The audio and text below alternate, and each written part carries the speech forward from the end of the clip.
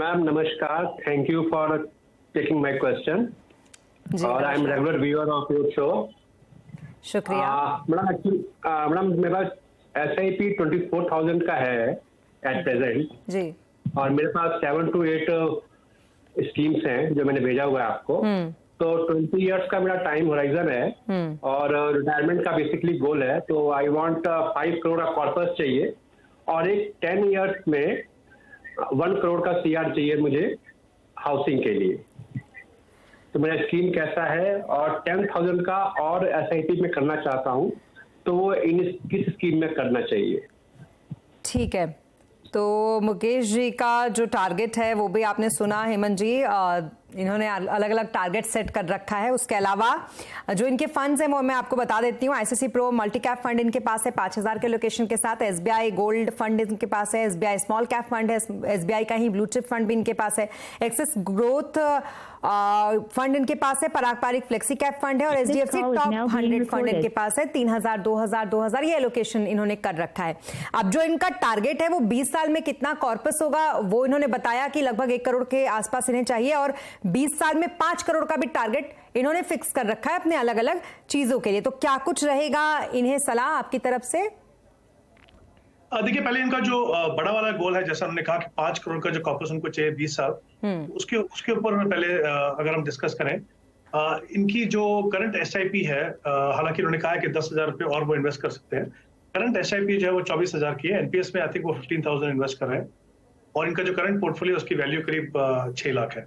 इन तीनों को अगर मैं ये अज्यूम करके चलूं कि वो अगले 20 साल तक इन इन्वेस्टमेंट को कंटिन्यू रखें अनइंटरप्टेडली, और अगर हम 12% का रिटर्न मान के चलेंगे, हालांकि मैंने NPS में थोड़ा सा रिटर्न थोड़ा कम लिया क्योंकि वो एग्जैक्टली डिपेंड करेगा उन्होंने किस तरीके का मॉडल चुना है और कैसे एलोकेशन है उसके अंदर। तो करीब 4 करोड़ 20 लाख का कॉर्पस इनका बनेगा।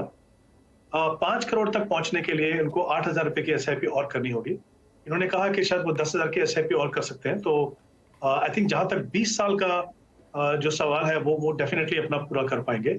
अब 10 साल में जो उनको करोड़ चाहिए, बेसिकली वहां पे उनको एक अलग से इन्वेस्टमेंट करनी होगी। मुझे लगता है करीब अगर मैं 12% का रिटर्न मान के चलूं तो 20,000 रुपए की इन्वेस्टमेंट इनको करनी होगी उस गोल को पहुंचने के लिए। तो पहला फोकस, क्योंकि बड़ा गोल है, वहां पे करें, बट दूसरे गोल में टाइम कम है तो उनको ध्यान रखना होगा, जैसे मैंने कहा 20,000 रुपए की इन्वेस्टमेंट उनको वहां पे करनी होगी। अगर मैं इनके फंड्स की बात करूं, इनके पास एक गोल्ड फंड है।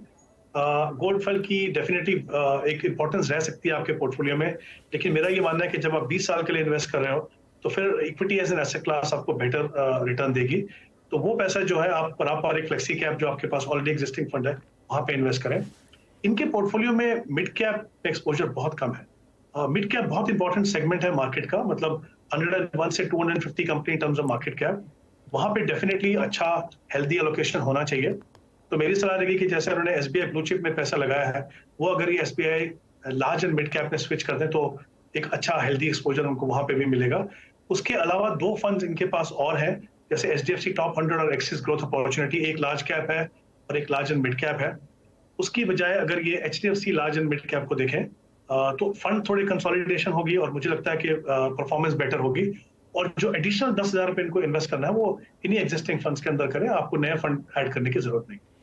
जी, तो कुल मिलाकर आपको मुकेश जी अपनी SIP को बढ़ाना होगा। निवेश का जो आपने टारगेट रखा है वो काफी बड़ा है, तो उसके हिसाब से आपको SIP भी 10,000 बढ़ानी होगी। हालांकि आपने लक्ष्य भी रखा है तो 30,000 करें अपने SIP को बढ़ाकर, तो अगले आप 20 साल में 5 करोड़ का अपना टारगेट हासिल कर लेंगे इससे। और कुछ सलाह आपको दी गई है हेमंत जी की तरफ से, जिसमें SBI ब्लू चिप की जगह आप SBI large and mid cap में निवेश कर सकते हैं। पारंपरिक फ्लेक्सी कैप फंड की जो SIP है उसको आप बढ़ाइए, और जिन फंड से निकलने की सलाह है उसमें है SBI गोल्ड फंड, इससे आप निकल सकते हैं। इसके अलावा SBI ब्लू चिप फंड है, HDFC टॉप 100 फंड है, एक्सिस ग्रोथ फंड है, और इन फंडों से आप बाहर निकले और जिसमें निवेश करें उसकी भी सलाह आपको दी गई है। HDFC large and mid cap fund है, SBI large and mid cap fund है, इनमें आप निवेश करें और जो आपने टारगेट अपने लिए सेट कर रखा है उसको आप इससे हासिल कर सकते हैं।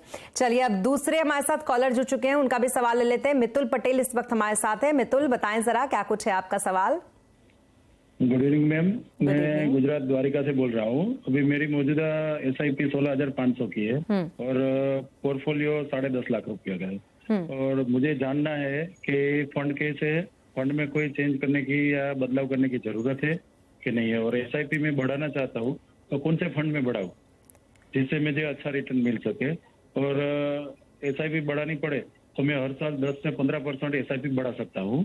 और टारगेट तक पहुंचने के लिए कितनी SIP बढ़ानी पड़ेगी, क्योंकि मौजूदा टारगेट मेरा अभी 15 साल तक मैं आराम से इन्वेस्ट कर सकता हूँ और मेरा मौजूदा टारगेट है 3 करोड़ रुपए का, वो मुझे जानना है। ठीक है, तो कुल मिलाकर लॉन्ग टर्म का इनका इन्वेस्टमेंट जो है वो लॉन्ग टर्म के लिए इन्होंने किया है, 15 साल तक के लिए ये निवेश करना चाहते हैं। इनके पास जो पोर्टफोलियो है इनका वो आपको बता देती हूँ हेमंत जी। एक्सिस ब्लू चिप फंड इनके पास है 6000 का एलोकेशन के साथ, कोटक फ्लेक्सी कैप फंड इनके पास है 1500 का एलोकेशन इन्होंने कर रखा है, HDFC मिड कैप फंड है इनके पास, पराग पारिक फ्लेक्सी कैप फंड है इनके पास 1500 4000। इसके अलावा एक्सिस फ्लेक्सी कैप फंड इनके पास है, एक निपॉन का भी फंड इनके पास है, focus equity, HDFC multi cap fund इनके पास है, एलोकेशन 1000 1500 इस तरीके से एलोकेशन है। और इनके पास DSP टैक्स सेवर फंड भी इन्होंने एक ले रखा है जिसमें लमसम इनका इन्वेस्टमेंट है, आप देखेंगे तो 1,40,000 का जो इनका इन्वेस्टमेंट है, पर्पज ही लॉन्ग टर्म का है। तो उस हिसाब से क्या कुछ इनको सलाह रहेगी आपकी? जी देखिए, इनके पास उन्होंने कहा कि समय है 15 साल और का जो टारगेट है करीब करीब 3 करोड़ का है। इनकी जो करंट इन्वेस्टमेंट है 16,500 की SIP से इन्वेस्ट कर रहे हैं और इसके अलावा जो करंट पोर्टफोलियो है उनका वैल्यू 10.5 लाख रुपीस है। और जैसा आपने कहा कि DSP टैक्स सेवर में भी इनका एक लमसम इन्वेस्टमेंट है और 10% से 15% जैसा उन्होंने कहा अभी कि ये इंक्रीज कर सकते हैं। तो अगर ये इन सबको मैं कंसिडर करूं, अगर मैं 10% के हिसाब से पकड़ूं तो फिर उनका करीब करीब कॉर्पस बनता है 2 करोड़ 10 लाख। बट जैसे उन्होंने कहा कि इनके पास कैपेसिटी है और पैसा इन्वेस्ट करने की 15% तक, अगर वो 15% तक जाते हैं अगर, तो डेफिनेटली वो अपने जो टारगेट है उसको पूरा कर पाएंगे। बस ऑफ कोर्स इंपॉर्टेंट चीज ये है कि वो अनइंटरप्टेडली जो उनका टाइम होराइजन है इसमें इन्वेस्टमेंट करते रहे। तो जैसा मैंने कहा कि गोल पूरा होगा अगर ये एटलीस्ट 15% से अपनी इन्वेस्टमेंट हर साल बढ़ाते रहे। अब इनकी अगर हम पोर्टफोलियो की बात करें तो पहला फंड जैसे अगर हम देखें निपॉन का इंडिया का फोकस फंड है, काफी अच्छा फंड है। बट मुझे लगता है कि इनके पोर्टफोलियो को जिस तरह का टाइम होराइजन है वो जरूरत है एक अच्छे मल्टी कैप फंड की। तो निपॉन का एक बहुत ही अच्छा निपॉन मल्टी कैप फंड है। मैं चाहता हूं कि वो फोकस फंड की जगह अगर वो निपॉन मल्टी कैप में इन्वेस्ट करें तो वो ज्यादा बेहतर होगा। एक्सिस फ्लेक्सी कैप में भी वो कुछ इन्वेस्ट कर रहे हैं तो वो पैसा भी अगर वो आप निपॉन मल्टी कैप में लगाएं तो बेटर होगा, क्योंकि जब थोड़ा आप कंसोलिडेशन करते हैं और सही एलोकेशन करते हैं डिफरेंट मार्केट सेगमेंट में तो आपको लॉन्ग टर्म में उसका काफी फायदा होता है।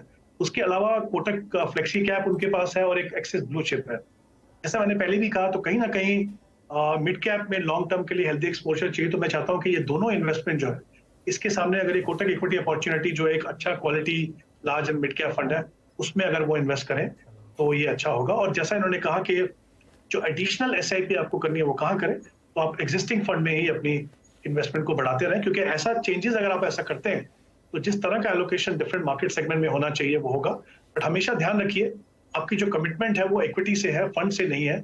आज ये फंड अच्छा कर रहे हैं जो जिनकी मैं बात कर रहा हूँ, आगे जाके आपको मॉनिटर करना है। अगर आप कभी लगे कि ये फंड में कहीं ना कहीं उतनी अच्छी परफॉर्मेंस नहीं है, कंसिस्टेंट नहीं है, तो डेफिनेटली तैयार रहिए कि आप उसको बदल दें, लेकिन जल्दबाजी में नहीं, थोड़ा अच्छा एनालिसिस करके।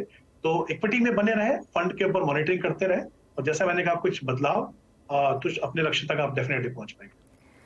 जी, तो कुल मिलाकर जो चेंजेस बताए हैं आपको हेमंत जी ने वो आप करिए। और आमतौर पर ऐसा होता है कि सलाह लोगों को ये देनी पड़ती है कई बार जो प्रोफेशनल्स होते हैं उनकी तरफ से कि आप अपनी SIP में टॉपअप करिए, लेकिन आपने पहले ही सोच रखा है कि आप 10 से 15% अपना टॉपअप करेंगे। तो उसके हिसाब से अगर आप 10% का टॉपअप करते हैं तो 15 साल में आपको 2 करोड़ 10 लाख का रिटर्न मिलेगा। और अगर आप 15% का टॉपअप करते हैं तो आपको 3 करोड़ का रिटर्न तो मिलेगा ही मिलेगा, यानी कि आप अपना टारगेट आराम से हासिल कर लेंगे।